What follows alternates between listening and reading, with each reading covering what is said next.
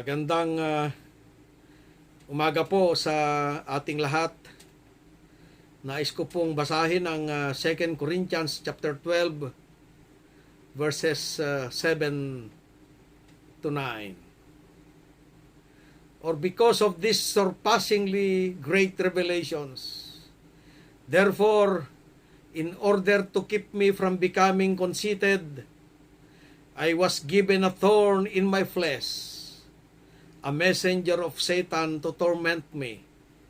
3 times I pleaded with the Lord to take it away from me. But he said to me, "My grace is sufficient for you, for my power is made perfect in weakness. Therefore, I will boast all the more gladly about my weaknesses, so that Christ's power may rest on me." Magandang umaga po sa ating lahat. Ako'y nagpapasalamat sa pagkakataong ito na makiisa sa inyo sa pagdiriwang ng ika-8 anibersaryo ng inyong mahal na distrito. Salamat kay Kumpadre Chris sa pag-imbita. Mga kapatid, tuwing mag-celebrate tayo ng anibersaryo o birthday, whether it be of an organization or individual person, we celebrate life.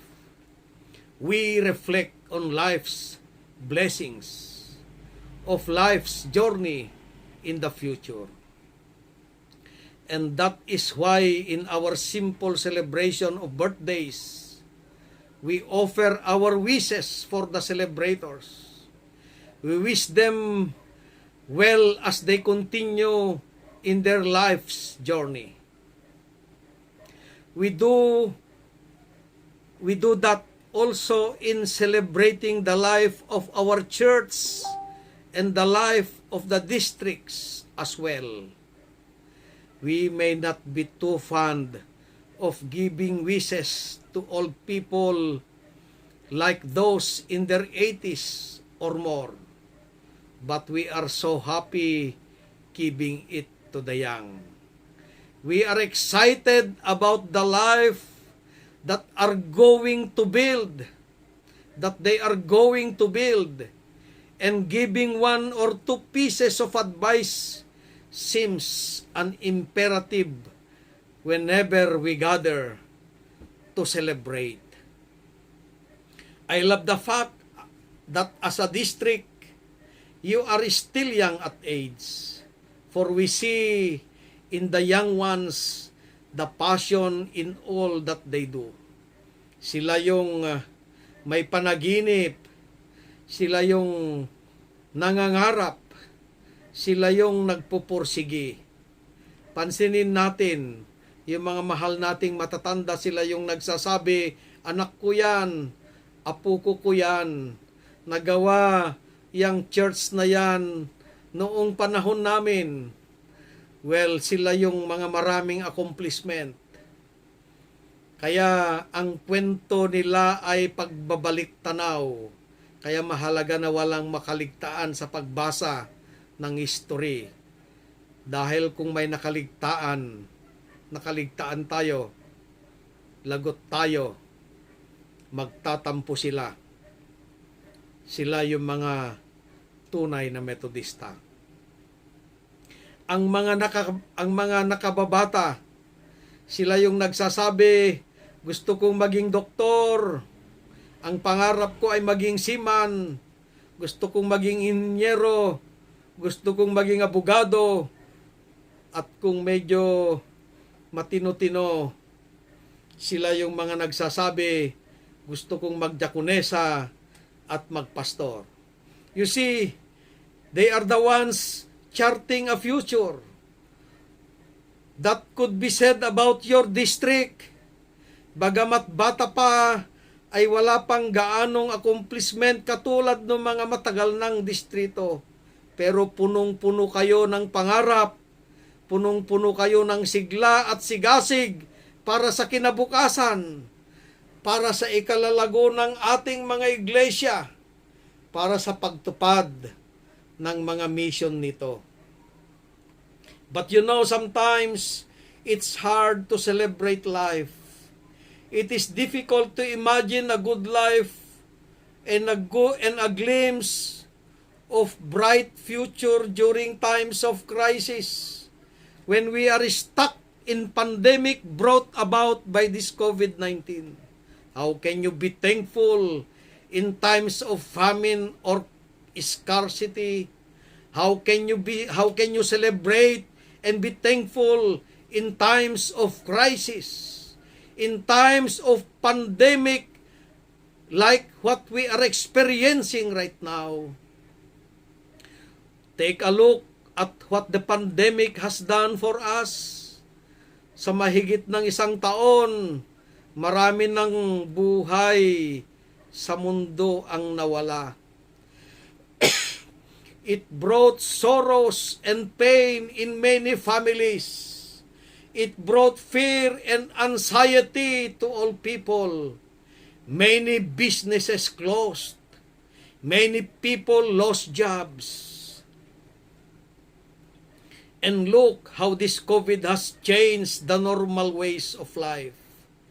Ang face mask at face shields ay karaniwan na makikita sa anumang lugar. Dahil dito ang hirap makilala ang bawat isa.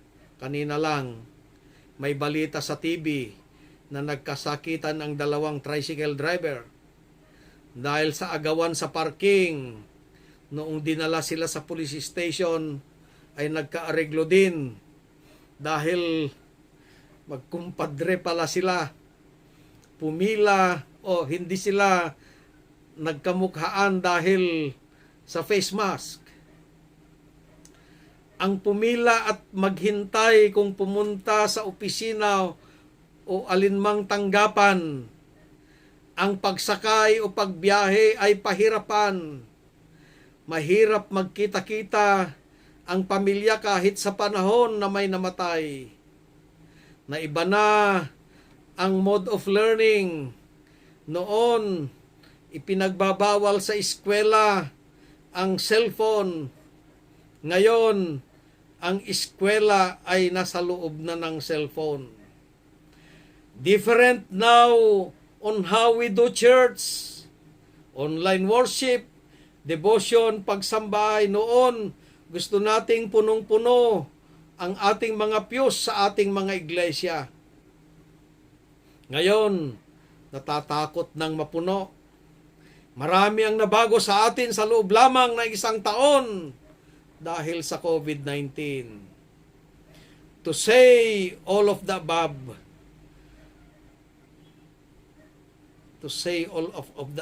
all of the above mentioned effect of COVID-19 is an understatement.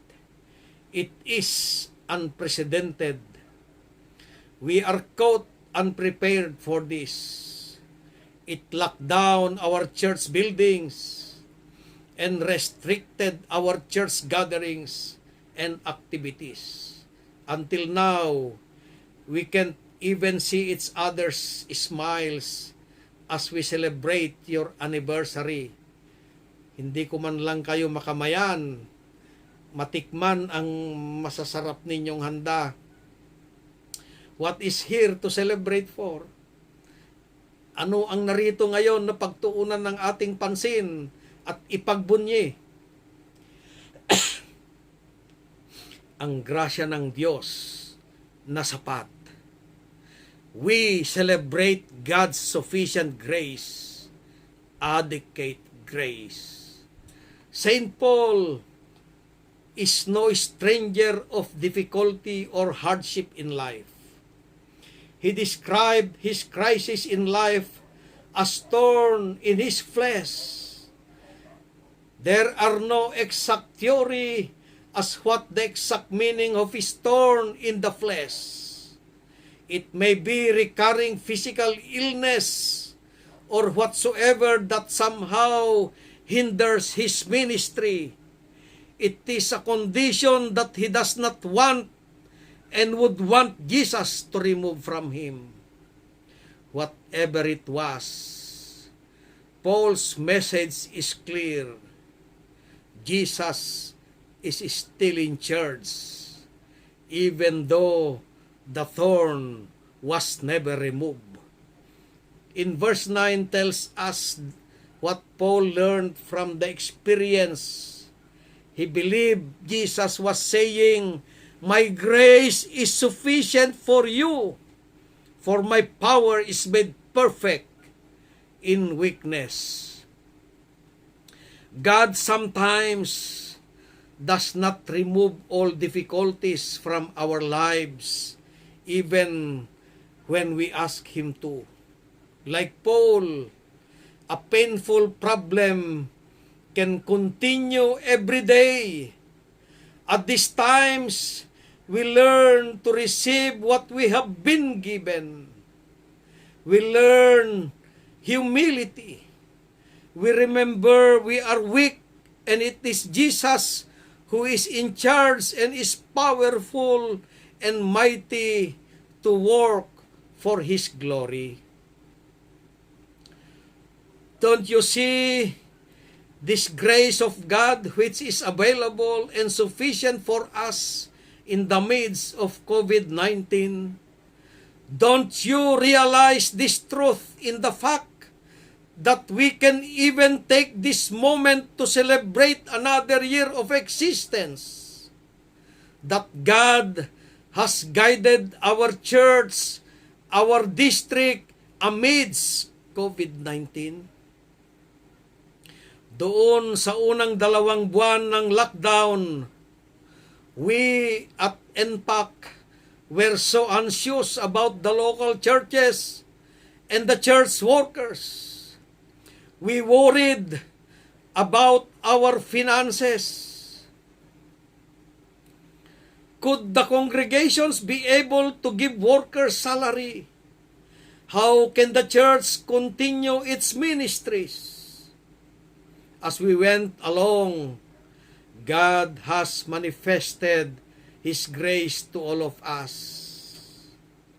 When we heard about the reports of our district superintendents during our virtual conference, it is more of stories of how God has blessed and guided local churches in the midst of pandemic. Truly, there were difficulties, but God never abandoned our church workers and the lay people. Naghirap pero nakaraos din. The church thrived and survived in the midst of pandemic. COVID-19 has locked down some church building doors, but not the church. There are alternative doors that open up like online worship, like pagsambahay, online devotions, online Bible studies and others. Churches came out with their ayudas to the needy. All of these developments point God's sufficient grace that is given to us in Jesus Christ. Are we not realizing this lesson this time of pandemic, my friends? Today, many of our people are going through pain. Many are affected with COVID-19. Many people have died. There are families grieving. Things like this we are experiencing, but at the same time, there are many good things happening. More people now are praying. Families are spending time together like never before. People are out walking in their neighborhoods. We have discovered new ways of doing ministry and doing worship, like our virtual worship today. We have the virtual conferencing. You see how God works in the midst of this pandemic. This is also our realization after our province experienced the flood brought about by the typhoon Ulysses. Many of us were victims. We had great loss. But on the other hand, we saw how people flooded us with blessings brought through their relief operations. I was telling the people that we are flooded twice. First, what was the waters from Magat Dam. The second flood was the flood of blessings and help from people like you. Your district, tinulungan niyo po kami. Maraming salamat po. Like Paul, we do not want this situation we are in. Many of us would wish to be back to the old normal. But I believe there are things that won't be back anymore. There are new things and new ways in the church that we have started and may stay long and become our new normal. There are doors God opened that shall stay. There are ways of doing ministries that were born during this pandemic that will remain even after this pandemic. Like Paul, this does not surprise us. Why? Because we can always count on God to bring something good out of even the most terrible situation. Yes, as we celebrate your anniversary in this time of pandemic, we say thank you to God because we can trust that He will provide and sustain us. Even unto this time, He has never failed us. Let us also take the advice. Let us also take the advice of the psalmist in Psalm 37 verse 5. Commit your way to the Lord. Trust also in Him, and He shall bring it to pass. Yes, my friends, He shall bring this pandemic to pass.